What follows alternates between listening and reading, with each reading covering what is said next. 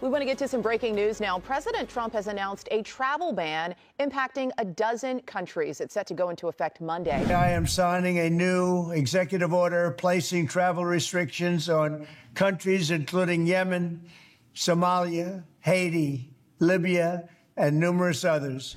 Travel ban በሚመለከት ኤርትራን ሲንግል አውት የተደረገበት ነገር ምንድነው ብዬ እኔ ሪሰርች ለማድረግ ፈልጌ ነበር። የፕሬዝዳንት ትራምፕ የመጀመሪያው ፕራዮሪቲ አሁን ባለው ሁኔታ ኢሚግሬሽን ኢንፎርስመንት ወይም ደግሞ ኢሚግሬሽን ጉዳዮችን በሚመለከት ሀገሩ ነው ወይስ ዜግነቱ ነው ባን የተደረገ? ኢሚግራንቶችን ወይም የሌላ ሀገር ዜጎችን የትራምፕ አድሚኒስትሬሽን የሚያስረባቸው ቦታዎች በጣም አስቸጋሪ ሆኖ ቦታዎች እየሆኑ ነው ያሉት።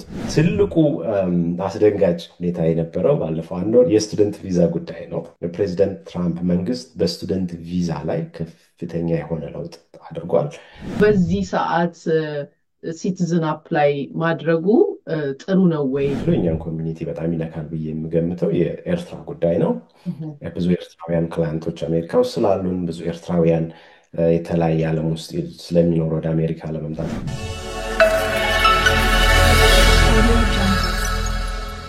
ሰላም እንደምናላችሁ ኪዲ ነኝ ከካናዳ። ዛሬም በሌላ ዝግጅት ተገኝተናል። በወር አንድ ጊዜ እንደምታውቁት እየተገናኘን ከጠበቃ ሳምንት ጋር በአሜሪካን ያለውን የኢሚግሬሽን አዲሱን የትራምፕ አድሚኒስትሬሽን የሚያመጣቸውን ለውጦች ሰብሰብ እያደረግን ምን መጠንቀቅ አለብን፣ ምን አዲስ ነገር ተፈጥሯል የሚለውን በማየት ላይ እንዳለን የሚታወቅ ነው። ዛሬም በወራዊ ፕሮግራማችን ዝግጅታችን ተመልሰናል። ኢሚግሬሽን ኒውስ በየጊዜው የሚቀያየር ስለሆነ ዛሬ ትራምፕ ህግ ያወጣል፣ ነገ ደግሞ ኮርቶቹ ያቆሙታል፣ ከነገ ወዲያ እንደዛ ይሆናል። ስለዚህ ሰብሰብ አድርጌ እመጣለሁኝ የበለጠ ፈርም የሆነ የበለጠ ፖሊሲዎችን የመንግስት ፖሊሲ የሚያሳዩ ነገሮችን ረዘም ላለ ጊዜም እያየን እየገመገምን ብናወራበት ይሻላል የሚል ነው። ስለጋበዝሽኝ አመሰግናለሁ። መልካም እንግዲህ ተመልካቾቻችን ይሄ ፕሮግራም እንደ ሁልጊዜው በኮመንታችሁ በውስጥ እንደምታሳውቁን እጅግ በጣም ጠቃሚም ስለሆነ በተለይ ደግሞ እኔ ሁልጊዜ እንደምለው ጠበቃ ሳምንት መጥቶ ማረጋጋትን ነው። ብዙ ጊዜ ኒውሱ ከኛም ሀገር ጀምሮ ሌላውም ላይክ የሚያሸብር ነው። ወቅቱ አያሸብሩም ለማለት አይደለም፣ ነገር ግን ህጉ ምን ይላል ዜናው ሳይሆን ህጉ ምን ይላል የሚለውን ስለምናይ ይሄ ደግሞ ብዙዎችን ስለሚያረጋጋ ላይክ በማድረግ ወይም ደግሞ ይሄ ምናልባት ይመለከታችኋል ላላችሁትም ለጓደኞቻችሁ ሼር በማድረግ ሰብስክራይብን በማድረግ ቤተሰብ እንድትሆኑ ለማለት እጋብዛለሁኝ። እስከ መጨረሻ አብራችሁን ቆዩ።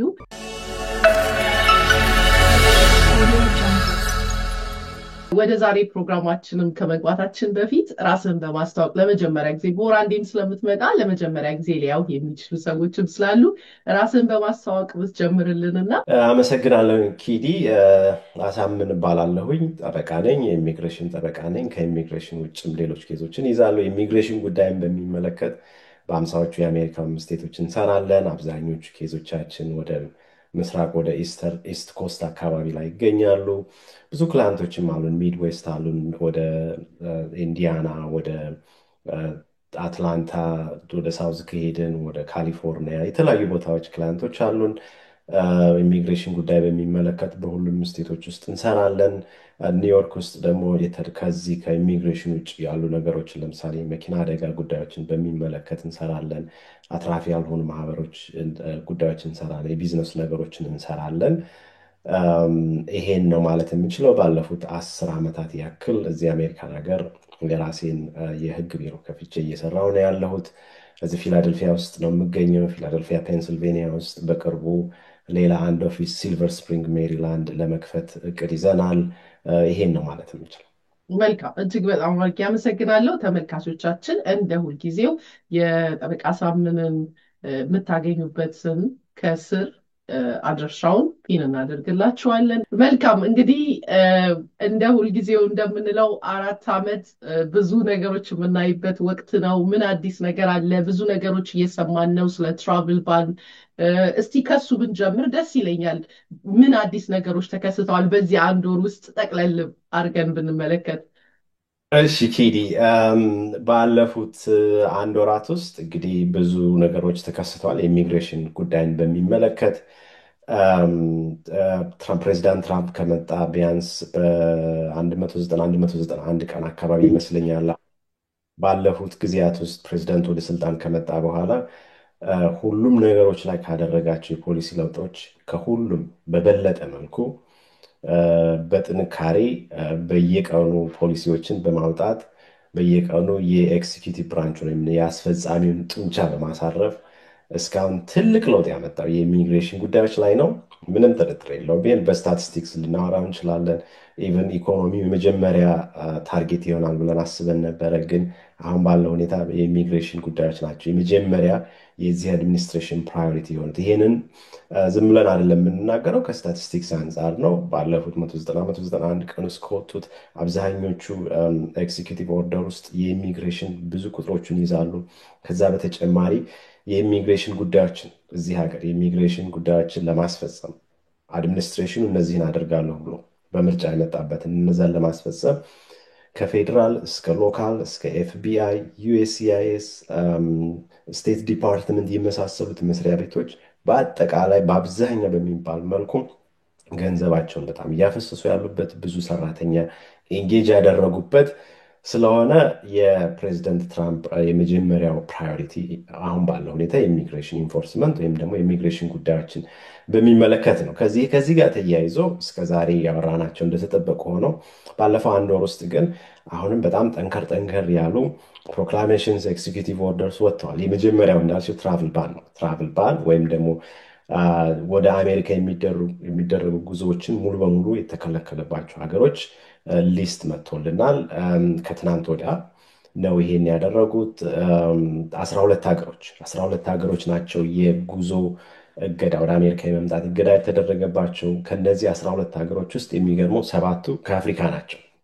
በጣም የሚገርመው ነገር ለምን ይሄ ትራቭል ባን ፕሬዚደንቱ እንዲያወጣ አስገደደው የሚባለውን በሚመለከት በቅርቡ አንድ የሆነ ኢንሲደንት ተከስቶ ነበር። ቦልደር ኮሎራዶ ውስጥ አንድ ግብፃዊ አሳይለም የጠየቀ ቢዋን ቢቱ ወይም የቪዚት ቪዛውን ኦቨርስቴ ያደረገ ሰው የጂውሽ ሰዎችን በሞሎቶቭ ኮክቴል በሚባለው ለመግደል በማሰቡ እና ከፍተኛ የሆነ ጉዳት በተለይ 13-14 ሰዎች ላይ በማድረሱ ምክንያት ከግብፅ የመጣው ሰው ስለሆነ ኢሚግራንት ስለሆነ በሚል ፕሬዚዳንቱ ይህን የትራቭል ባን ለማውጣት እንድተገደደ ራሱ ዋይት ሀውስ ሆኖ በሰጠው መግለጫ ላይ እንትን ብሏል። ችግሩን ያደረሰው ግብፃዊ ነው፣ ግን ሌሎች የግብፅ ዜጎች ላይ ግን ትራቭል ባን አልተደረገም። ሌሎች አፍሪካ ሀገሮች 7 የአፍሪካ ሀገሮች ላይ ነው ትራቭል ባን የተደረገው። ቻድ አለችበት፣ ኮንጎ፣ ኢኳቶሪያል ጊኒ፣ ኤርትራ፣ ሊቢያ፣ ሶማሊያ እና ሱዳን የመሰሉ ሀገሮች ሙሉ በሙሉ የጉዞ እገዳ ተደርጎባቸዋል። ከዛ ውጭ ደግሞ ትንሽ ሀገሮች አሁንም የአፍሪካ ሀገራትን ጨምሮ እንደነ ብሩንዲ አይነቶችን ጨምሮ ደግሞ ሪስትሪክት የሆኑ ወይም ደግሞ የሚሰጡት የቪዛ ቁጥሮች በጣም እንዲቀንሱ ተወስኗል። ይህን ትራቭል ባን እንግዲህ ያመጣበት ምክንያት ያው ከሌላ ሀገር የሚመጡ ሰዎች በሀገራችን ላይ ከፍተኛ የሆነ ፐብሊክ ወይም ደግሞ በህዝቡ ላይ አደጋ እያደረሱ ስለሆነ ከሚል አንጻር እንደሆነ ነው። ግን ዓላማው እናንተን እንዴት ኮኔክት እንደሚደረግ እርግጠኛ ሆኖ እዚህ ላይ መናገር አይቻልም። ነገር ግን ለምሳሌ እዚህ ላይ ልናወራ የምንችለው እኛን ኮሚኒቲ በጣም ይነካል ብዬ የምገምተው የኤርትራ ጉዳይ ነው።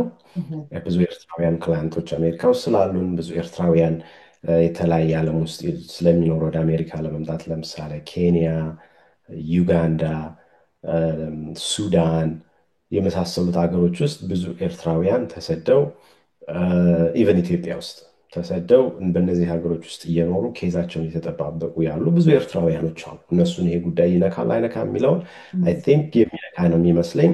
ትራቭል ባኑን በሚመለከት ኤርትራን ሲንግል አውት የተደረገበት ነገር ምንድን ነው ብዬ እኔ ሪሰርች ለማድረግ ፈልጌ ነበር። አንደኛ የኤርትራ መንግስት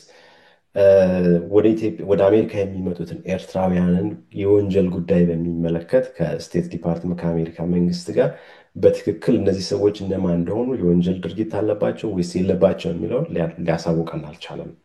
ይሄ ሊያሳውቀን ስላልቻለ አንዱ ምክንያት ይሄ ነው። ሁለተኛ አሜሪካ ውስጥ የሚኖሩ ኤርትራውያን እዚህ ሀገር መጥተው የዲፖርቴሽን ኦርደር የወጣባቸው ኤርትራውያንን የአሜሪካ መንግስት ወደ ኤርትራ ሲልክ ኤርትራ አልቀበልም እያለች አስቸግራለች። ዛት ሁለተኛው ምክንያት እሱ ነው፣ የኤርትራን ጉዳይ እንደዚህ ማድረግ የተቻለ።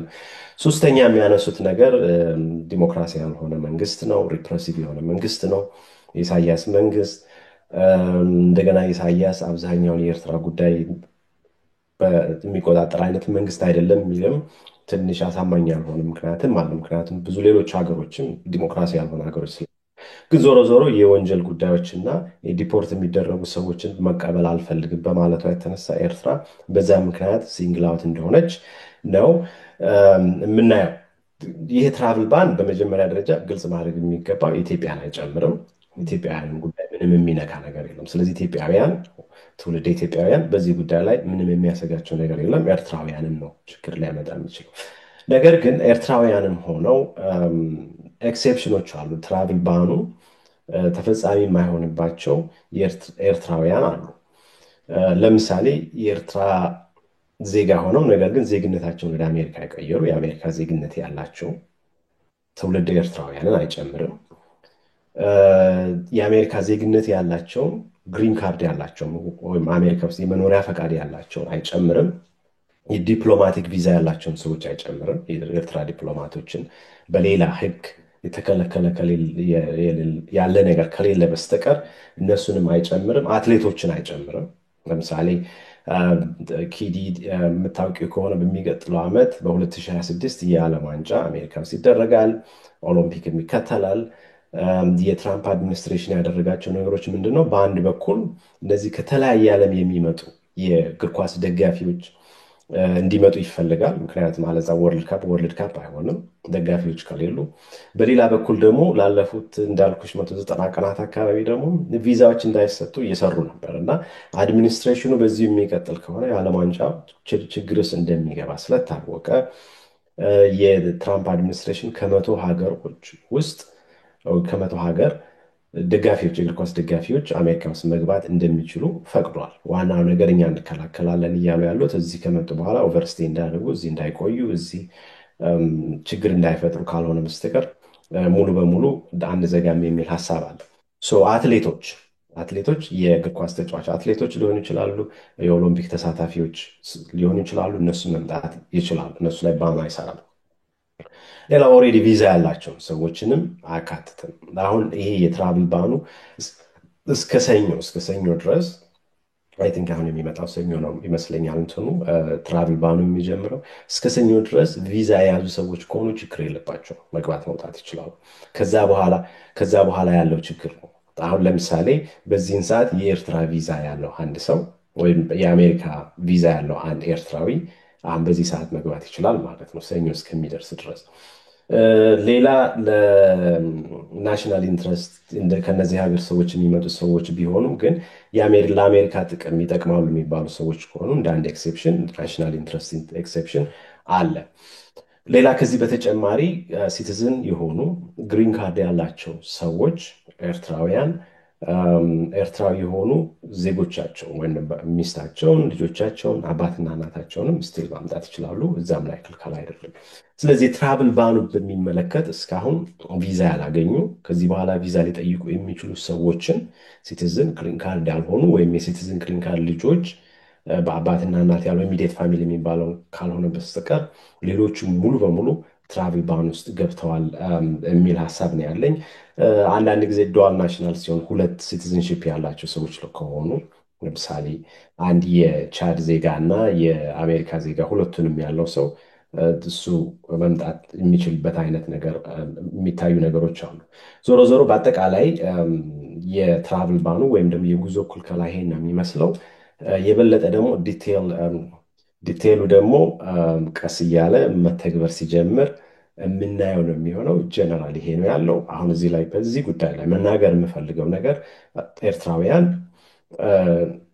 ጠበቆችን ማናገር ያስፈልጋል። አንድ ነገር ከማድረጋቸው በፊት በዚህ ሰዓት ምን ማድረግ አለብኝ የሚባለውን ነገር ማሰብ። ለምሳሌ ይሄ ትራቭል ባን ከወጣ በኋላ የገጠመኝ አንድ ኬዝ ልነግርሽ ይችላሉ። ባል እዚህ አሜሪካ ነው፣ ኤርትራዊ የነበረ ነው፣ ሲቲዝን ሆኗል፣ የአሜሪካ ሲቲዝን ሆኗል፣ ለሚስቱ ፕሮሰስ አድርጓል፣ ልጁ አሜሪካዊ ናት። በዚህ መሀል ሚስት ኤርትራዊ ስለሆነች ቪዛ አግኝታለች፣ ግን በጣም ተደናገጡ። ቪዛውን እንዴት ነው አሁን ማድረግ የሚቻለው ምናምን። ራሱ የአሜሪካ ኤምባሲ ደውሎ ነው የነገራት። ከሰኞ በፊት አሜሪካ መግባት አለብሽ፣ ካልሆነ ግን ማግኘት አትችይም አይነት ነገር ነው እየተባለች አለችው። ጠበቃዎችን ማማከር ያስፈልጋል። ከዚህ ሀገር ለመውጣትም የሚታሰብ ከሆነ በተለይ ኤርትራውያንን በሚመለከት ጠበቃ ማናገር ያስፈልጋል። ክሊር የሆነ አይዲያ መያዝ ያስፈልጋል። ምክንያቱም አንዳንድ ጊዜ ወጥቶ መመለስም ላይኖር ይችላል የሚል ነው። ይሄ አንደኛ ትራቭል ባንን በሚመለከት ያለ ህዝቡ ሊያውቀው ይገባል ብዬ ማስበው ነው። ወደ ሁለተኛው ጉዳይ ስንሄድ የአሳይለም ጉዳይ ነው። አሳይለም ጉዳይን በሚመለከት እንደምታውቂው ከዚህ በፊትም እንደተናገረው ተመልካቾቻችንም እንደሚያውቁት የትራምፕ አድሚኒስትሬሽን ከመጣ በኋላ አንድ ትልቅ ተጽዕኖ አሳድሮበታል ከሚባለው ውስጥ አሳይለም የጥገኝነት ጥያቄ የሚጠይቁት ብለን ብንተረጉመው ነው። አሳይለምን በሚመለከት አሁን እየሆነ ያለው ነገር ምንድን ነው? አንደኛ ብዙ አሳይለም እንዳይጠየቅ በተለይ በሳውዘርን ቦርደሩ የተዘጋ መሆኑ እሱ አንድ ነው። ሁለተኛ ብዙዎቹ ከሌላ ዓለም የሚመጡ ሰዎች አሜሪካ የሚገቡት በአብዛኛው በተለያየ ቪዛ ነው። አሳይለም ሊጠይቅ ነው ወደ አሜሪካ የሚሄደው ብሎ የሚመጣ ሰው የለም። እንደዛ የሚባል ከሆነ ቪዛውንም ስለማያገኝ ማለት ነው። ስለዚህ ብዙ ጊዜ የሚመጡት በቢ1 ቢ2 ቪዛ ወይም ደግሞ በቪዚት ቪዛ እዚህ ከሀገር ከመጡ በኋላ እዚህ ቆይተው አሳይለም የሚጠይቁበት አሰራር ነበር የነበረው። ግን ቢ1 ቢ2 ቪዛም አሰጣጡን በሚመለከት በተለያየ ዓለም በጣም ሬስትሪክትድ የሆነበት ጊዜ ነው። ስለዚህ ሰዎች እዚህ በእንደዚህ አይነት ቪዛ መጥቶ አሳይለም የሚጠይቁበት ቁጥር እየቀነሰ የነበረበት ሁኔታ ነው ያለው። ሌላው ከዛ በተጨማሪ በአሳይለም ላይ አሁን ደግሞ ትልቅ ችግር የመጣው ይሄን በስራ ፈቃድን ጉዳይ በሚመለከት ይወጣል ተብሎ የተገመተ ያለ ሀሳብ አለ። ገና ይሄ ህግ አልሆነም። የትራምፕ አድሚኒስትሬሽን ዲስከሽን ውስጥ ያለ ነው። ግን አሳይለም የሚጠይቁ ሰዎች ይሄ ህግ ዛሬ ወጥቷል ከምንላቸው አትሊስት መዘጋጀት ያለባቸው ነገሮች እንዲዘጋጁን ይሄን የምናደርገው እንጂ ይሄ ሙሉ በሙሉ በህግ አልወጣም። የትራምፕ አድሚኒስትሬሽን አሁን ለማድረግ የፈለገው ምንድን ነው? በአሳይለም ህጉ መሰረት አንድ ሰው እዚህ ሀገር አሳይለም ከጠየቀ 150 ቀን ከቆየ 5 ወር ከቆየ የስራ ፈቃድ ማመልከት ይችላል። በ30 ቀን ውስጥ የስራ ፈቃድ የማግኘት መብት አለው የሚል ህግ አለ። አሳይለም ዛሬ የጠየቀ ሰው ልክ 180 ቀን ሲሆነው የስራ ፈቃድ ያገኛል ማለት ነው። የስራ ፈቃዱን ይዞ የአሳይለም ኬዙን እየጠበቀ ይኖራል ማለት ነው። እንዳልኩሽ 2016 ጀምሮ 17 የዛሬ 8 ዓመት 9 ዓመት ጀምሮ በዚህ ጉዳይ ላይ ያሉ ሰዎች አሉ። አፕላይ አድርገው ገና ላይ ኢንተርቪው ያልተጠሩ የስራ ፈቃዳቸውን ግን በየጊዜው እያሳደሱ ያሉ ሰዎች አሉ።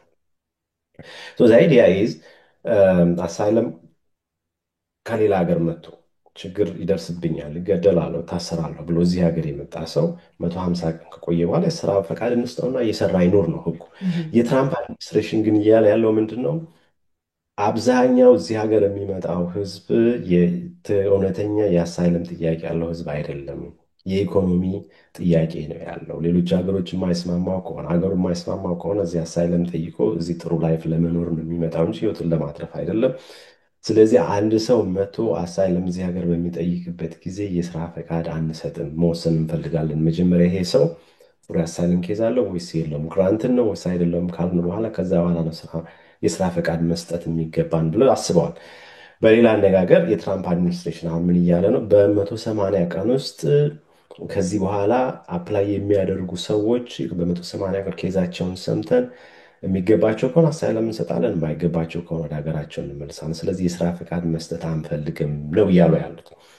ስታቲስቲክሱ ግን የሚያሳየው እስካሁን ካሉት 77% ኬዞች ምናልባትም ክሎስ ቱ 5 ሚሊዮን የሚሆኑ የአሳይለም ኬዞች ዩኤስሲአይኤስ ውስጥ ወይም መንግስት ውስጥ ከ6 ወር በላይ የቆዩ ናቸው። 40%ዎቹ ኬዞች ከ2 ዓመት በላይ የቆዩ ናቸው። ስለዚህ ዳኞች፣ የኢሚግሬሽን ዳኞች በሚባረሩበት ሀገር፣ የዩኤስሲአይኤስ ሰራተኞች በሚባረሩበት ሀገር፣ ሙሉ በሙሉ ዲፖርቴሽን ላይ ፎከስ በተደረገበት ሀገር ላይ ሁሉንም የሚመጡትን አሳይለም ኬዞች በ180 ቀናት ውስጥ መጨረስ አለብን ብሎ የሚያስብ አድሚኒስትሬሽን መንገዱ ጨርቅ ያደርግልህ ነው የሚባለው። ከሆነ ጥሩ ነው፣ ግን ሊሳካ ይችላሉ ሁሉንም። አሁን መጀመሪያ ላይ እየጠሩ ነው። ሆነስትሊ አሁን ቶሎ አሳይለም የሚያመለክቱ ሰዎች ቶሎ ነው ለኢንተርቪው የሚጠሩት። ግን ይሄ ይቀጥላሉ ወይ? ውልሲ በመጀመሪያም የትራምፕ አድሚኒስትሬሽን ጊዜ እንደዛ ተጀምሮ በኋላ ላይ ግን እየቀዘቀዘ ስለሄደ ማለት ነው። እና የስራ ፈቃድ የማያገኙበት አሰራር ለመተግበር እየጣሩ ነው የፕሬዚዳንት ትራምፕ መንግስት። ሌላው እና ዋናው ለውጥ እናመጣለን ብለው እያሰቡ ያሉት እስከዛሬ 5 ወር ከቆዩት በኋላ ነበር። አሁን አሳይለም ምንድነው የስራ ፈቃድ የምንሰጥ፣ አሁን ግን 1 ዓመት መቆየት አለባቸው እያሉ ነው። 1 ዓመት የሚቆዩ ከሆነ አንድ ሰው ለምሳሌ ከኤርትራ በችግር ውስጥ ወይም ከኢትዮጵያ በችግር ውስጥ መጥቶ ሁለተኛ በፖለቲካ ታርጌት የሚደረጉ ሰዎች አሉ፣ ጋዜጠኞች አሉ፣ ፖለቲከኞች አሉ። እነዚህ ሰዎች ህይወታቸውን ለማትረፍ እዚህ ሀገር መጥተው እዚህ ከገቡ በኋላ እንደገና 1 ዓመት የስራ ፈቃድ አንስታችሁን ቁጭ ብላችሁ ጠብቁ የሚባል ከሆነ በእነሱ ላይ የሚያመጣው ችግር እንደተጠበቀ ሆኖ፣ ነገር ግን ሌላ ችግር ምን ሊያመጣ ይችላል ብትይ ህገወጥ የሆነ ወደ ስራ እንትማል ያለ ወረቀት ስራ ወደ መጀመር ሪዞርት ሊያደርጉ ይችላሉ፣ ወደዛ ሊሄዱ ይችላሉ የሚል ክርክር እየተነሳበት ነው ያለው። አሳይለምን በሚመለከት ወይም ደግሞ እዚህ ሀገር መጥቶ ጥገኝነትን ለመጠየቅ የሚያስቡ ሰዎች ይሄ ጉዳይ ህግ ሆኖ የሚወጣ ከሆነ ማሰብ ያለባቸው ነገሮች አሉ። ኢትዮጵያውያንም ኤርትራውያንም አንደኛ 1 ዓመት ስራ አሜሪካ ውስጥ ላልሰራ እችላለሁ፣ በዚያን ጊዜ እንዴት ነው ራሴ ልረዳ የሚችለው ብሎ ማሰብ ያስፈልጋል። ሁለተኛ እዚህ ሀገር ከመጡ በኋላ እስከዛሬ ቢሆን 5 ዓመት 6 ዓመት ስለሚፈጅ ቀስ እያሉ ኬዛቸውን ቢውልድ አፕ እያደረጉ ዲቨሎፕ እያደረጉ ጠበቃ ቀጥረው እየከፈሉ መከራከር ይችላሉ። አሁን ግን በመጡ በ2 ወር በ3 ወር አፕላይ ባደረጉ በ45 ቀን ውስጥ ነው እያሉ ያሉት ወደ ኢንተርቪው ሊመጣ ይችላል። ስለዚህ ኬዛቸውን ሰዎች ከማስገባታቸው በፊት ቁጭ ብለው ከህግ ባለሙያቸው ጋር ቁጭ ብለው በደንብ ዲስከስ ማድረግ፣ አፊዳቪቱን በደንብ ድራፍት ማድረግ፣ ማስረጃዎችን በደንብ መያዝ ያስፈልጋል። ምክንያቱም አፕላይ ተደርጎ ፊንገር ፕሪንት ከሰጡ በኋላ ወዲያው ላይ ኢንተርቪው ስለሚደረጉ አንዳንድ ፕራክቲካል የማያቸው ችግሮች ስላሉ ነው። እዚህ ላይ ሰዎች ኢንተርቪው ከተጠሩ በኋላ ነው የሚደነግጡት። ከዚያ በኋላ ነው ሎየር የሚፈልጉት። ዊዝን ኢንተርቪው ተጠርተው በ21 ቀን ውስጥ ሞስት ፕሮባብሊ ቢሰጥ 21 ቀን ውስጥ በ21 ቀን ውስጥ ይህን የመሰለ ኬዝ ማዘጋጀት በጣም ከባድ ነው። በአንድ በኩል ጠበቃው በጣም ቢዚ ነው፣ ብዙ ኬዞች አሉ፣ ጠበቃ ማግኘት ከባድ ነው። በሌላ በኩል ጠበቃ ቢገኝ በአጭር ጊዜ ውስጥ ማስረጃዎችን ማሰባሰብ ከባድ ስለሆነ አሳይለም ወይም ጥገኝነት ጥያቄ የሚጠይቁ ሰዎች እነዚህን ነገሮች ሁሉ ማሰብ ያስፈልጋቸዋል የሚል ሀሳብ ነው ያለኝ አሳይለምን በሚመለከት። ሌላው እና ትልቁ አስደንጋጭ ሁኔታ የነበረው ባለፈው 1 ወር የስቱደንት ቪዛ ጉዳይ ነው። የተማሪዎች ቪዛ ጉዳይ በሚመለከት ነው። እንግዲህ ኪዲ እንደምታየው በሚዲያችን እዚኛ አካባቢ አሜሪካ ውስጥ ባሉ ሚዲያዎች እንደምትሰሚው በሃርቫርድ ዩኒቨርሲቲ እና በፕሬዚደንት ትራምፕ መካከል ጦርነት የቀረው ኦልሞስት የቃላት ጦርነት ውስጥ የከረሙት። ዋናው ነገር ምንድነው? የሃርቫርድን ምሳሌ የማመጣው ምንድነው? የፕሬዚደንት ትራምፕ አድሚኒስትሬሽን በሃርቫርድ ዩኒቨርሲቲ ውስጥ ያሉ ተማሪዎችን ቁጥራቸው ስንት ነው፣ ከየት ሀገር ነው የመጡት፣ ምን አይነት ሰዎች ናቸው የሚለውን ሪካርድ ስጠኝ ነው። ሃርቫርድ ዩኒቨርሲቲ ደግሞ ይሄ ጉዳይ የኛ የራሳችን የትምህርት ቤታችን ጉዳይ ነው፣ መንግስትን አይመለከተውም፣ ትምህርት ቤታችን ኢንዲፔንደንት ነው፣ በፖለቲካ ኢንፍሉዌንስ መሆን የለበትም ነው። አካዳሚክ ፍሪደም አለን ነው። የትምህርት የማማር ማስተማር ነፃነት አለን፣ ራሳችንን ችለን የምንንቀሳቀስናል። ላለፉት 100 ዓመት 200 ዓመት የነበርንን ዛሬ በዚህ አድሚኒስትሬሽን ውስጥ ተፈጠርን አይደለንም እና እኛ የምናደርገውን እናውቃለን። አብዛኞቹ ፕሬዚዳንቶች የወጡት ታውቂያለሽ ከአሜሪካ ዩኒቨርሲቲዎች ውስጥ ሃርቫርድ እና የል ናቸው። ወይም ደግሞ አብዛኞቹ የሴናተሮችን ብታይ በጣም ትልቅ ቦታ ሚኒስትሮችን፣ ሴክሬታሪዎችን ብታይ እነዚህ ዩኒቨርሲቲዎች ከዚህ ሎ ስኩል ውስጥ አብዛኞቹ ሰው የምንሰራው አለኛ እንዳው መንግስትን ነው አድቫይዝ የምናደርገው እንጂ ምንድን ነው የምትሉት ነው። ከዚህ መሀል ነው ችግር እየመጣ ያለው። ዞሮ ዞሮ በዚህ ጉዳይ ተነስቶ የፕሬዚደንት ትራምፕ መንግስት በስቱደንት ቪዛ ላይ ከፍተኛ የሆነ ለውጥ አድርጓል። በአንድ በኩል መጀመሪያ ስናየው የነበረው በተለያዩ ዩኒቨርሲቲዎች ያሉ አክቲቪስቶች እና አክቲቪስት ተከታዮችን የእነሱን የስቱደንት ቪዛ ካንስል ማድረግ ነው፣ ሴቪሳቸውን ተርሚኔት ማድረግ ነበረ። ከዛ በኋላ እሱ በፍርድ ቤት ታገደ። በፍርድ ቤት ከታገደ በኋላ አድሚኒስትሬሽኑ የትራምፕ አድሚኒስትሬሽን ኦኬ የተማሪዎችን ቪዛ በሚመለከት ተርሚኔት የምናደርግበት ካንስል የምናደርግበት የምናቋርጥበት ራሱን የቻለ ወጥ የሆነ ፖሊሲ የለንም፣ ስለዚህ ይሄ ፖሊሲ እስከምናስተካከል ድረስ ብለው እንደገና የስቱደንት ቪዛቸውን መለሱላቸው። ከዛ በኋላ እያንዳንዱ ኢቨን ተርሚኔት የተደረገባቸው ተማሪዎች ቁጭ አላሉም። እነሱ ራሳቸው ጠበቃ ይዘው አድሚኒስትሬሽኑን እያንዳንዳቸው ሊባል በሚችል ሁኔታ ተከራክረው አብዛኞቹ በሚባል ሁኔታ ቴምፖራሪ ሪስትሪክሽን ወይ ቴምፖራሪ ኢንጀክሽን መንግስት እንዲህ ላደርግ አይገባም አይነት ውሳኔ ደረሰባቸው። ዞሮ ዞሮ መንግስት ትንሽ ወደኋላ ሄደ። የተማሪዎችን ቪዛ አብዛኞቹ መልሷል። አንዳንዶቹ ለነገሩ ጉዳይን በሚመለከት አንዳንዶቹ በተለይ ኒውስ ላይ ያሉ ተማሪዎችን በሚመለከት ስቲል ክርክር ላይ እንዳለ አውቃለሁ። ከዛ ቀጥሎ የመጣው ምንድን ነው? የአሜሪካ ፕሬዚደንት የስቱደንት ቪዛዎችን የኤፍ1 ጄ1 እና ኤም1 ቪዛዎችን በሚመለከት አንቲል ፈርዘር ኖቲስ አሁን በዚህ ሰዓት ላይ እንዳይሰጥ ኦል ኦቨር ዘ ወርልድ እንዳይሰጡ ነው ያደረገው። የስቱደንት ቪዛ የማይሰጥ ከሆነ ብዙ አስቸጋሪ ነገሮች ሊመጡ ይችላሉ። በተለይ በከኛ ሀገር አንጻር ካየ ነው፣ ከኢትዮጵያ አንጻር ካየ ነው አብዛኞቻችን በትምህርት ስቱደንት ቪዛ ነው የመጣ ነው። ብዙ ልጆቻችን በስቱደንት ቪዛ መምጣት የሚፈልጉት እየመጡም አሉ፣ ትልቅ ደረጃ የደረሱም አሉ። እናትና አባቶቻችን በተለይ ኢትዮጵያ ውስጥ ያሉ እናትና አባቶቻችን እንደምንም ብለው ደም ተፍተው ልጆቻቸውን አሳድገው ገንዘብ ከፍለው ትላልቅ ትምህርት ቤት ውስጥ አስተምረው አሜሪካን አገር ልኮ ልጆቻቸውን ማስተማር እንደ ድሪም የሚይዙ ብዙ ቤተሰቦች አሉ። ይህን ፕሮግራም የሚመለከቱ እነሱ ቦታ ሆነን ስንቀመጥ እንደዚህ አይነት ውሳኔ በጣም አስደንጋጭ ውሳኔ ነው። በጣም አስቸጋሪ ውሳኔ ነው። ልጆቻችን ትልቅ ቦታ ላይ እንዳይደርሱ የሚያደርግ ነገር ነው። ይሄ የእኛን ኬዝ ብቻ የኢትዮጵያን ኬዝ ብቻ ስለምናይ ነው እንጂ ከተለያየ ዓለም እዚህ ሀገር ይመጣሉ። እንትኑን ደግሞ ሀሳቡን ደግሞ ሰፋና ጠንከራ አድርገሽ የምታየው ከሆነ ደግሞ አስቢ። ከቻይና የሚመጡ ተማሪዎች አሉ፣ ከአውሮፓ የሚመጡ አሉ፣ ከላቲን አሜሪካን ከሌሎች የአፍሪካ ሀገሮች የሚመጡ ተማሪ እነዚህ ተማሪዎች ናቸው አሜሪካን እዚህ ደረጃ ያደረሷቸው። በጣም ስማርት ናቸው። ከብዙ የዓለም ተማሪዎች ጋር ተወዳድረው ነው የሚመጡት። በቀላሉ አይደለም እዚህ ሀገር የሚመጡ። እዚህ ሀገርም ከመጡ ኤክሴል የሚያደርጉ ኢኖቬሽን ላይ ያሉ ብዙ ልጆች አሉ። የኢትዮጵያ ልጆች ናሳ ውስጥ የሚሰሩ አሉ። የኢትዮጵያ ልጆች ዎል ስትሪት ውስጥ የሚሰሩ አሉ። የኢትዮጵያ ልጆች ከፍተኛ የሆነ ዲፕሎማቶች አሉ። ለምሳሌ የኢንዶኔዥያን አምባሳደር ታስቢ ከኢትዮጵያ የተወለደ ብዙ በዲሞክራቲክ ፓርቲ ውስጥ ከፍተኛ ደረጃ ያለው ሰው ነው። ብዙ እስከ ትላልቅ ቦታ የደረሰዋል። ለማመን የሚያቀት ቦታ የደረሱ ትውልድ ኢትዮጵያውያን ኢትዮጵያ የተወለዱ ተማሪዎች አሉ።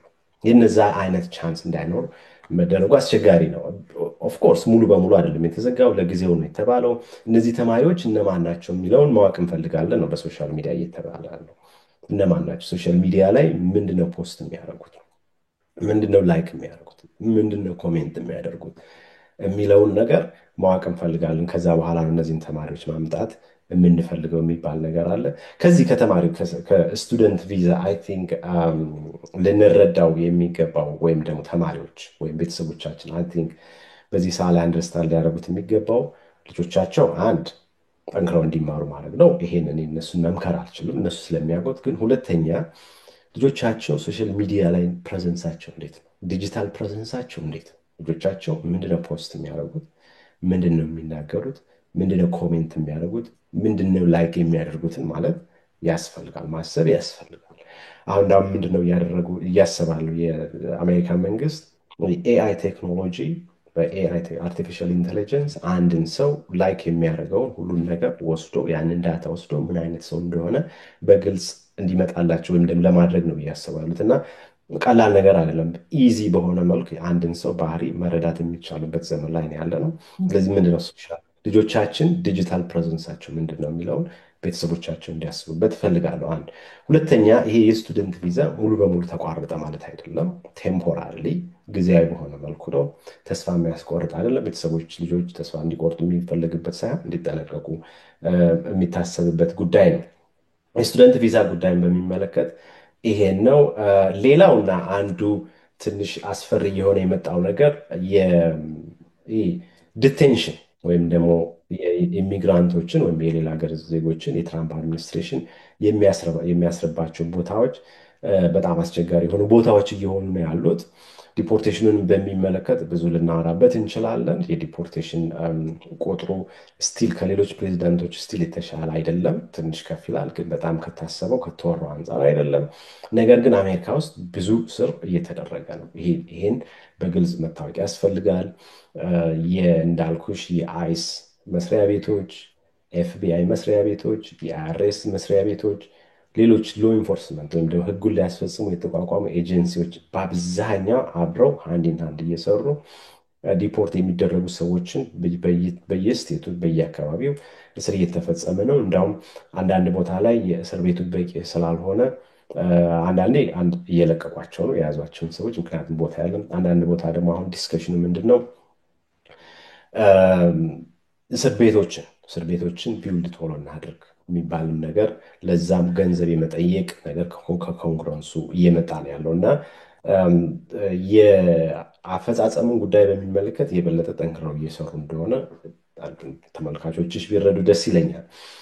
አይ ቲንክ የአይስ ሌላው ይሄ በተለይ የእስሩ ጉዳይ ትንሽ አስደንጋጭ የሚሆነው ከዚህ በፊት የሌላ ሀገር ዜጎች የማይታሰሩባቸው ቦታዎች ነበሩ። ለምሳሌ ቤተክርስቲያኖች፣ ትምህርት ቤቶች፣ ፍርድ ቤቶች ውስጥ እነዚህን ቦታዎች ሴንሲቲቭ ፕሌስስ ሳክሬድ ፕሌስስ ነበር የሚታዩት። ትልቅ በአንድ ሀገር ውስጥ ትልቅ ኢንስቲትዩሽንስ ልናከብራቸው ሪስፔክት የሆኑ ቦታዎች ናቸው። አሁን ግን በህጉ መሰረት የፕሬዚደንት ትራምፕ በእነዚህ ቦታዎችም እስር እንዲፈጸሙ እየተደረገ ነው። ስለዚህ ፍርድ ቤት ለምሳሌ የፍርድ ቤትን ምሳሌ ልንገርሽ የበለጠ ለማስረዳት፣ አንድ ሰው የኢሚግሬሽን ጉዳይ ያለው የኢሚግሬሽን ጠበቃ ጋር ይቀርባል። ከዛ በኋላ ኬዙ ይታያል። ኬዙ ታይቶ የመጨረሻ ፕሮሰሱ የመጨረሻ ረሜዲው ዳኛ ፊት መቅረብ ነው። አይ አንተ ጥሩ አሳይለም ኬዝ የለህም ወይም ያገባው ጋብቻ እውነተኛ ጋብቻ ነው ከተባለ ከዚህ በኋላ ከዚህ ሀገር ሪሙቭ መደረግ አለብህ፣ ዲፖርት መደረግ አለብህ ብሎ ፍርድ ቤቱ ይወስናል። በነ ባይደን ዘመን ቢሆን ከዛ በኋላ ምንም አይደረግም። ስለ ሰውየው እዚህ ያለ ወረቀትም ሊቀመጥ ይችላል፣ ያለ መኖሪያ ፈቃድ ሊቀመጥ ይችላል። አሁን ግን ዳኞቹ የኢሚግሬሽን ዳኞቹ ከአይስ ሰራተኞች ጋር እየተነጋገሩ የአይስ ሰራተኞችን እንዲመጡ በማድረግ አንዳንድ የኢሚግሬሽን ዳኞች ናቸው፣ ሁሉም አይደሉም፣ ሁሉም የኢሚግሬሽን ዳኞች ግን አንዳንድ ትንሽ አስደንጋጭ ነው። አንዳንድ የኢሚግሬሽን ዳኞች ከአይስ ጋር ኮኦፕሬት እያደረጉ የአይስ ሰራተኞች እንትን ብለው ነው አንተ ሪሞቭ ትደረጋለህ፣ እዛው እስር ቤት ያስገባቸዋል ከፍርድ ቤት እየወሰዱ። ይሄ በብዙ ጊዜ በአሜሪካ የፍትህ ስርዓት ውስጥ የማይታይ ነበር። ብዙ ጊዜ ዳኞች እንደዚህ አያደርጉም ነበር። አንዳንድ ዳኞች ነው ለማለት የፈለኩት፣ ሁሉም ዳኞች አይደሉም። ቤተክርስቲያን ውስጥ አይተሽ ከሆነ አንዳንድ ቦታ ላይ ሶሻል ሚዲያ ላይ አይተሽ ከሆነ የቤተክርስቲያን ሰዎች ሲቃወሙ፣ የአይስ ኤጀንቶች ወደ ሰፈራቸው ሲመጡ፣ መንገድ ሲዘጉ፣ ሄደው ሲሰዳደቡ፣ አንዳንዶች ሌሎች ነገሮችን ለማድረግ ሲጥሩ ያየ ነው። ኮሚኒቲው የኢሚግራንት ቢሆንም ለሱ ዲፖርተብል ቢሆንም ልጆቻችንን የልጅ ልጆቻችን ወይም ጓደኞቻችን ጎረቤቶቻችን አትወስድም እያሉ እየተከላከሉ ያሉበት ሁኔታ አለ እና ስኩል ውስጥ ቸርቾች ላይ እንደዚህ አይነት ነገሮች እየታየ ነው። ይሄ ትንሽ አስደንጋጭ ልንለው የምንችለው ነገር ነው። ሌላው የፕሬዚደንት ትራምፕ አንዱ ትልቁ ድል ሆኖ የተመዘገበ ባለፈው አንድ ወር ውስጥ የአሜሪካ ጠቅላይ ፍርድ ቤት 500,000 የሚሆኑ ዜጎችን ከኪዩባ፣ ከሄይቲ፣ ከኒካራጓ እና ከቬንዙዋላ የመጡትን ቴምፖራሪ ፕሮቴክትድ ስታተስ ካንስል አድርጋህ ወደ ሀገራችን መመለስ ትችላለህ ብሎ የፍርድ ቤት ውሳኔው የፕሬዚደንቱን ስልጣን ያጸደቀበት ነው። ግማሽ ሚሊዮን ህዝብ ነው፣ 500,000 ነው። እኛን ስለማይነካ ኢትዮጵያና ኤርትራን ስለማይነካ እናወራበትም ልንል አንችልም። እነዚህም ሰዎች ኢሚግራንቶች ናቸው፣ ሰዎች ናቸው እና በጣም አስደንጋጭ የሆነ ነበር በኢሚግሬሽን ጉዳዮች ላይ።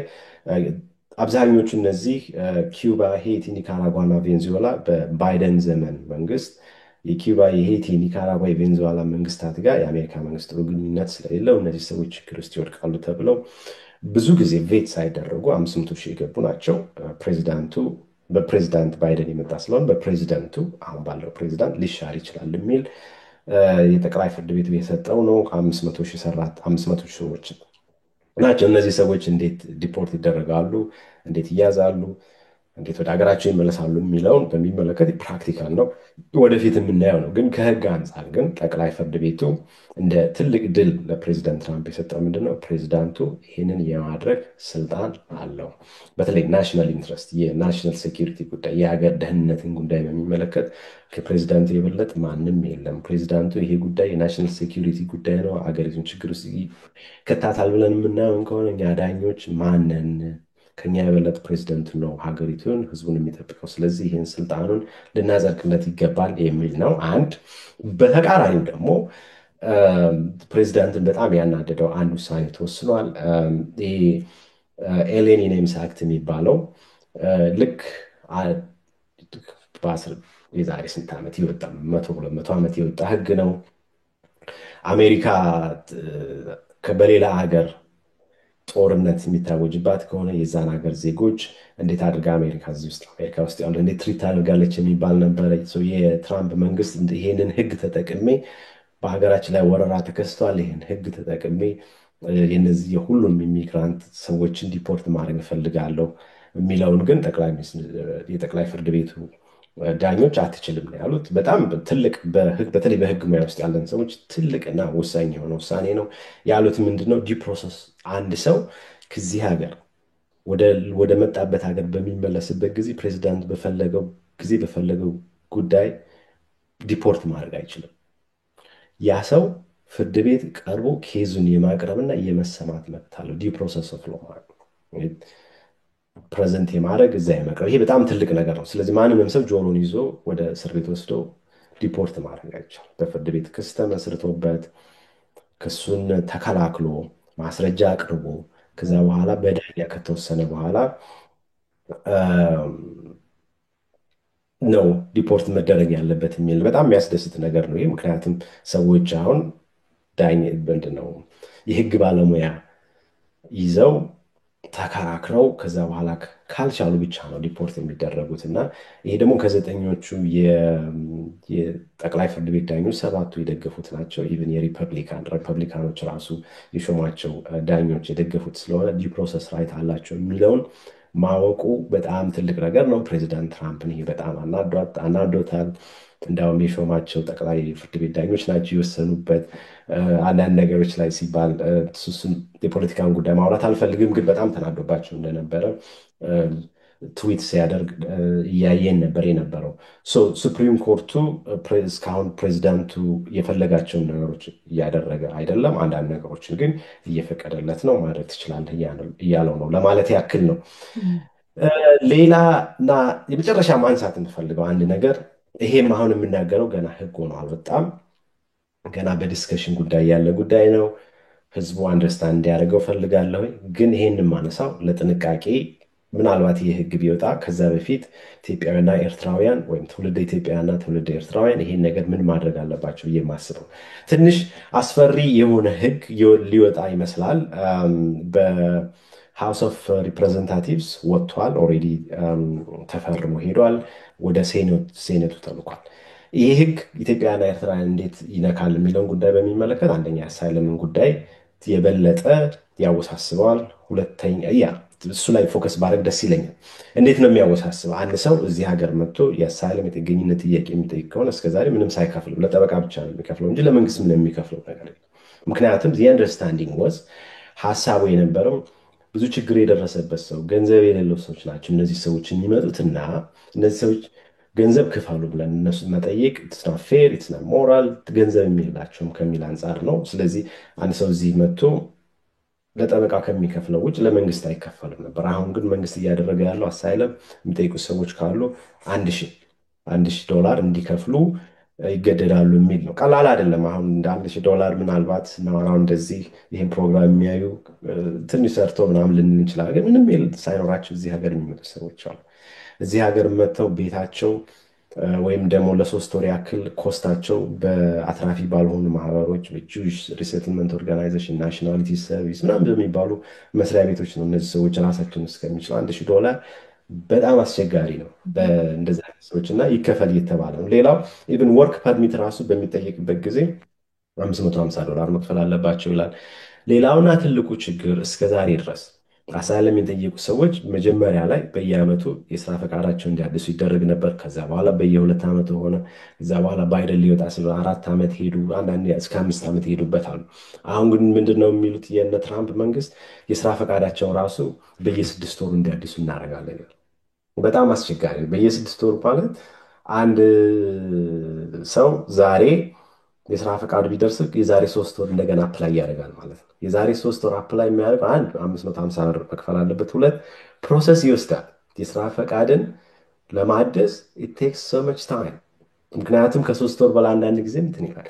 ለምሳሌ ባለፈው አንድ ክላይንት ደውሎልኝ ነበር። ከ6 ወር በላይ እስካሁን የስራ ፈቃድ ያልመጣልኝ ምን ይሻለኛል ብሎ ማለት አንደኛውን የስራ ፈቃድ ይዞ ያኛውን ሳይጠቀምበት ነው እንደገና አፕላይ የሚያደርገው። እንደገና በጣም አጭር ጊዜ ነው።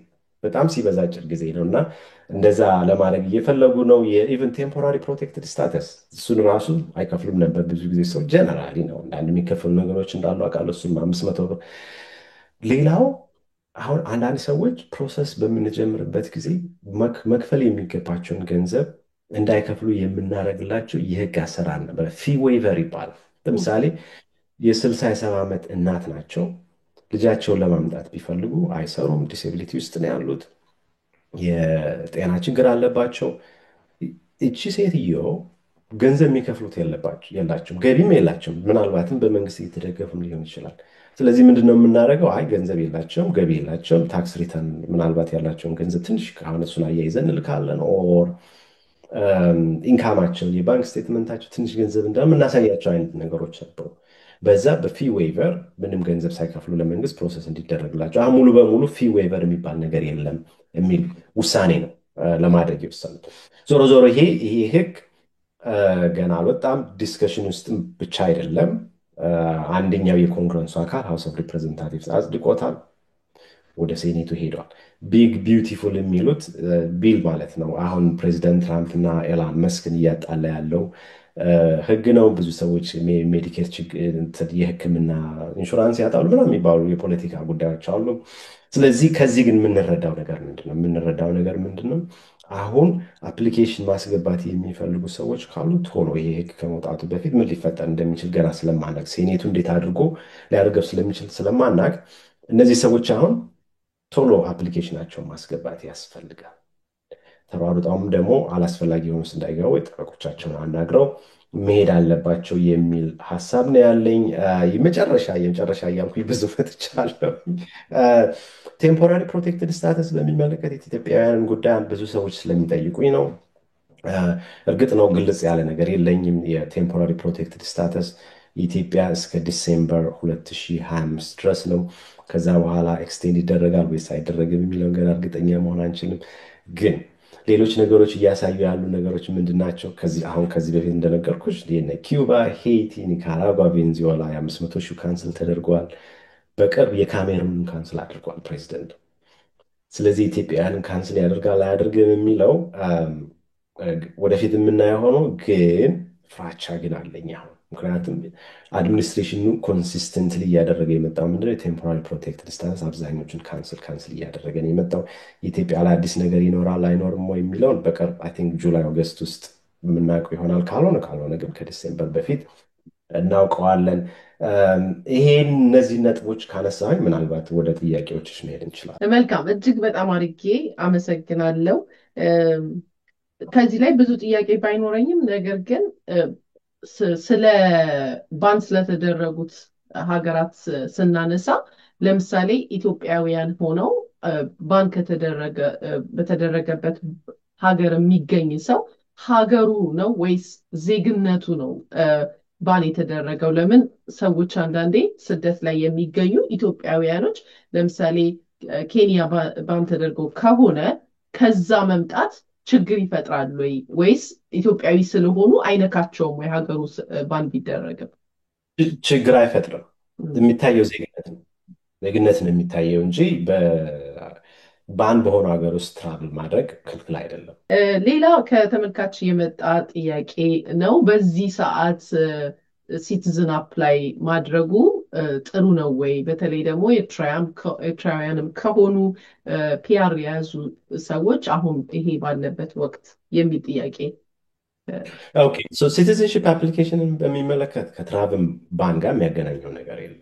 ኦኬ ሁለቱን ለይተን ማየት አለ። ትራቭል ባን ማለት ወይም ደግሞ የጉዞ እገዳ ማለት እነዚህ የተጠቀሱ አገር ውስጥ ዜግነት ያላቸው ሰዎች እስካሁን ቪዛ የሌላቸው ሲቲዝን ያልሆኑ የአሜሪካ ሲቲዝን ያልሆኑ ግሪን ካርድ የሌላቸው ሰዎች ወደዚህ ሀገር መምጣት አለመምጣትን ጉዳይ በሚመለከት ያለ እገዳ ነው። የሲቲዝንሽፕ አፕሊኬሽን ደግሞ የዜግነት አፕሊኬሽን ራሱን የቻለው ሁለቱም የተለያየ ክራይቴሪያ ያላቸው። የትራቭል ባን ጉዳይ በሚመለከት ለምን ትራቭል ባን አለ የሚለው ቅድም ኤርትራን አምጥቼልሻለሁ። አንደኛ ኤርትራውያኖቹ በወንጀል ውስጥ ያሉ ናቸው ወይስ አይደሉም የሚለው ማወቅ አልቻልንም ነው አንድ። ሁለተኛ የኤርትራ መንግስት ኤርትራውያንን ዲፖርት የተደረጉ ኤርትራ ሊቀበለን አልቻለም፣ ከአሜሪካ መንግስት ጋር መስራት አልቻለም ነው። የሲቲዝንሺፕ አፕሊኬሽን ግን ይለያል። አንድ ሰው እዚህ ሀገር የአሜሪካ ዜግነት ለማመልከት በግሪን ካርድ ይዞ 5 ዓመት ቆይቷል ወይ ወይም ደግሞ አሜሪካዊ የሆነች ሚስት አግብቶ 3 ዓመት ቆይቷል ወይ ነው። ሁለቱ የተለያዩ ናቸው። እርግጥ ነው ሲቲዝንሺፕ በዚህን ጉዳይ በዚህን ጊዜ ማመልከት ይቻላል አይቻልም የሚለውን በሚመለከት ከዚህ በፊትም ለመናገር እንደሞከርኩት ወንጀል የሌለባቸው ሰዎች ከሆኑ ሙሉ በሙሉ ኮንቲኒስ ላይ 5 ዓመት የኖሩ ወይም ደግሞ ካልኩሌሽን አልወስም የራሱን የቻለ ብዙ እዚህ ባላወራው ደስ ይለኛል። ሌላው 3 ዓመት አንድ አሜሪካዊት የሆነች ሚስት አግብቶ የኖረ ግሪን ካርድ ያለው ሰው አለ ወይ? ወንጀል ሰርቷል አልሰራም፣ ከዚህ በፊት ዲፖርቴሽን አለበት፣ ፍሮድ ሚስ ሪፕሬዘንቴሽን አለበት የሚሉት ናቸው። እነሱ ችግር የለባቸው ክሊን ሪከርድ ያላቸው ሰዎች አሜሪካን ሀገር መጥቶ ከፖሊስ ጋር ያልተገናኘ ወንጀል ያልሰራ ፍሮድ ሚስ ሪፕሬዘንቴሽን የሌለበት ሌሎች ችግሮች የሌለበት ሰው ካለ ሲቲዝንሺፕ አፕላይ ማድረግ ይቻላል። በነገራችን ላይ አንድ ነገር አስታውሽኝ፣ እንደው ሁሉ ጊዜ የትራምፕን መንግስት ስንተች ምናምን አይነት ነገር ልንታይ እንችላለን። ግን ኦነስትሊ የትራምፕ መንግስትም የምናመለከታቸውን ቤኔፊቶች እየሰጠ ነው ያለው። አፕሮቭ ያደርጋሉ፣ ምንም ጥርጥር የለውም። ጥሩና ትክክለኛ የሆኑ ኬሶችን አፕሮቭ እያደረጉ ከዚህ በፊትም እንደተናገርኩት ሙሉ በሙሉ በቃ የኢሚግራንት ራይቱ የሚግራንት መብት ቆሟል ልንል አንችልም። አንዳንድ ጊዜ ማመን በሚያቅት ሁኔታ ለምሳሌ አሳይለም ጉዳይን በሚመለከት አርሊንግተን አሳይለም ኦፊስ፣ ዋሽንግተን ዲሲ፣ ሜሪላንድ እና ቨርጂኒያ አካባቢ ያሉ የአሳይለም ኬዞች አሉን። እዛ ለኢንተርቪው እንቀርባለን፣ በየጊዜው እንሄዳለን፣ እናያለን። ግራንት እየተደረጉ ነው። ብዙ ሰዎች በጣም አሳይለም እየተሰጡ ነው፣ ግራንት እየተደረጉ ነው። የትሬንድ ይቀጥላል አይቀጥልም ወደፊት የምናየው ነው።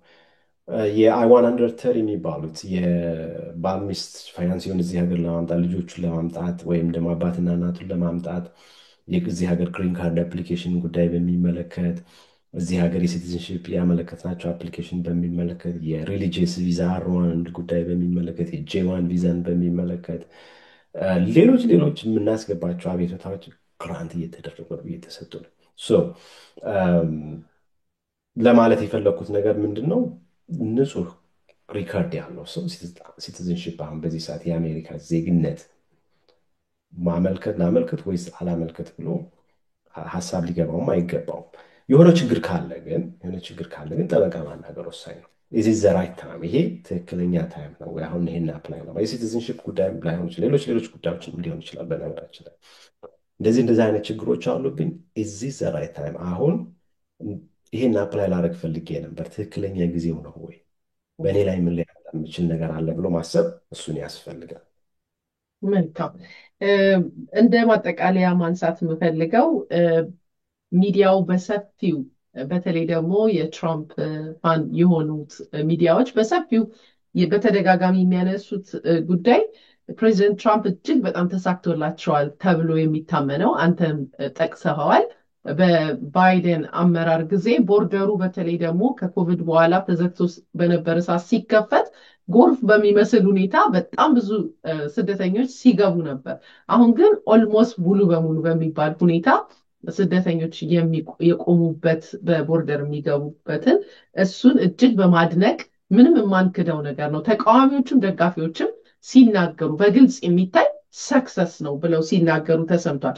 ያንን አስከትለው አንድ ሲናገሩ የሰማሁት ኢንትረስቲንግ ነገር ደግሞ 64 የሚሆኑ ኢሌጋል ስደተኞችን በማማለል ወይም ደግሞ ኮንቪንስ በማድረግ ራሳቸውን ሰልፍ ዲፖርት እንዲያደርጉ ራሳቸው ወደ ሀገራቸው እንዲሄዱ ፕሌን ቲኬት ተገዝቶላቸው በእጃቸው $1000 ልክ እዛ ሲደርሱ ተሰጥቷቸው እንደሄዱም ተመልክተናል። እና ምናልባት ይሄን ነገር እንዴት ታየዋለህ? ከኛ ኮሚኒቲ በአንዳንድ ጊዜ በጭንቀት ውስጥ ያለ ለምን በትክክል መመለስ ትችላላችሁ የሚልም አብሮ ፕሮሚስ እንዳለም ሰምቻለሁ። እና ራሳቸውን ዲፖርት ስለሚያደርጉ ሰዎችስ ምን ትላለህ? እንደማጠቃለያ ብናነሳው። ኦኬ፣ ይሄንን ጉዳይ በሚመለከት የኢሚግሬሽን አፈጻጸም መንገዶች ብዙ አይነት አሉ። ግን ጀነራል በሁለት አይነት ልንከፍላቸው እንችላለን። አንደኛ በፈቃደኝነት ከዚህ ሀገር ራስን ዲፖርት ማድረግ ወይም ደግሞ በግዴታ በመንግስት ዲፖርት ማድረግ ይለያያሉ። በፈቃድ አንድ ሰው ዲፖርት ራሱን ሲያደርግ አድቫንቴጆች አሉት። ከዛ በኋላ ወይም ደግሞ ራሱን ዲፖርት ካደረገ በኋላ አሜሪካ ውስጥ ለመመለስ የበለጠ ቻንስ አለው ተገዶ ከሚወጣ ውጭ።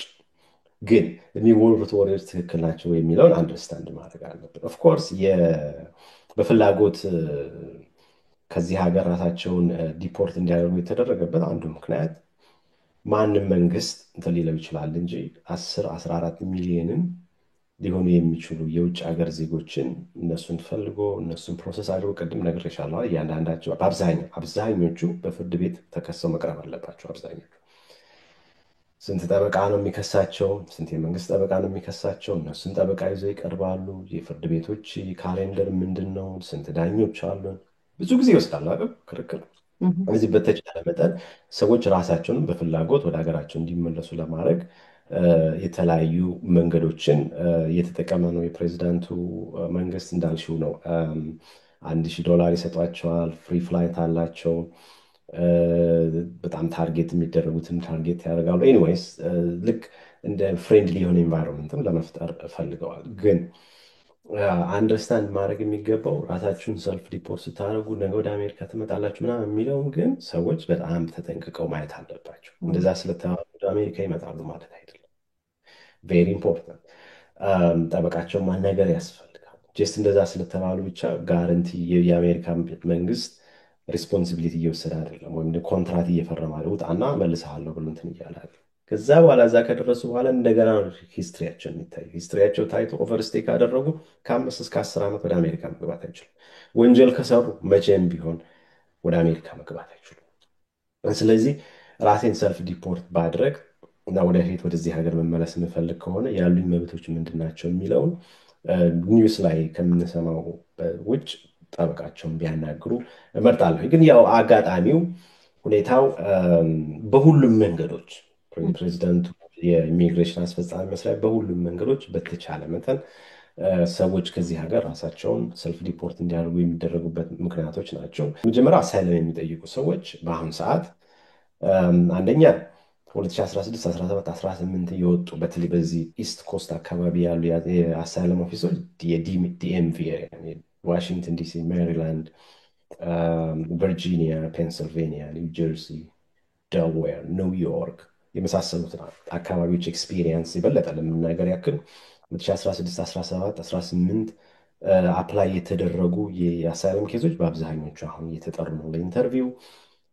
የአሳይለም ያመለከቱ ሰዎች ራይት ታይም አሁን ኬዛቸውን በደንብ መስራት ያለባቸው ጊዜ፣ ከጠበቃቸው ጋር መነጋገር ያለባቸው ጊዜ፣ አስፈላጊ ዶክመንቶች ማሟላት ያለባቸው ጊዜ ነው። ነገ ኢንተርቪው መጥቶ በ1 ቀን ውስጥ ከመሯሯጥ ይሄን ማሰብ ያስፈልጋል። ለኢንተርቪው አሁን ሬዲ ነው ወይ ብሎ ማሰብ ያስፈልጋል። ሁለተኛ ተማሪዎችን በሚመለከት ኢንተርናሽናል ትራቭል እዚህ አሁን F1 ቪዛ ያላቸው ልጆች ይደውሉልኛል አልፎ አልፎ ግዴታ ካልሆነ በስተቀር የስቱደንት ቪዛ ይዞ ትራቭል ማድረግ ብዙ ጊዜ ዲስከሬጅ አደርጋለሁ። እኔ ጀነራሊ ነው የማወራው። ምናልባት ችግር ያለባቸው ተማሪዎች የሚያሳስባቸው ተማሪዎች ካሉ ሊደውሉልኝ ይችላሉ። ግን ጀነራሊ ግን አሁን ኢንተርናሽናል ትራቭል F1 ቪዛ ይዞ ኢንተርናሽናል ትራቭል በጣም አስቸጋሪ የሆነበት ዘመን ነው። ማሰብ ያስፈልጋል። ከአንድ ጊዜ 2 ጊዜ ማሰብ ያስፈልጋል። ኢትዮጵያ ሄጄ ወይም ኤርትራ ሄጄ የምመጣበት መንገዶች ምንድን ናቸው የሚለውን ያስፈልጋል። ምክንያቱም አንዳንድ ተማሪዎች እዚህ ሀገር ለ4 ዓመት መጥተው ነገር ግን ከኢትዮጵያ የሚወጡ ከሆነ ኤቭሪ ታይም የስቱደንት ቪዛ እየጠየቁ የሚመጡ ተማሪዎች አሉ።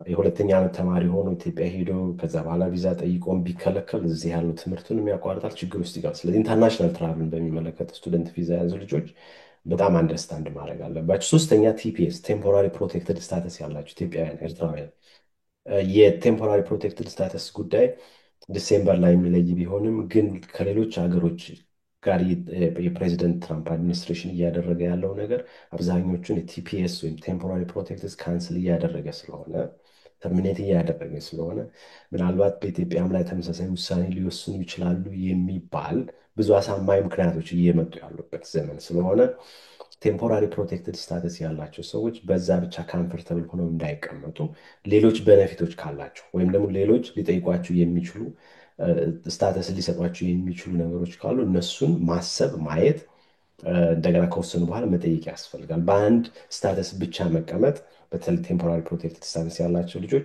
በአሁኑ ሰዓት በጣም አስቸጋሪ ስለሆነ ይህንንም የበለጠ ዲቴል ከእያንዳንዱ ሰው ጋር ለማውራት ዝግጁ ነኝ።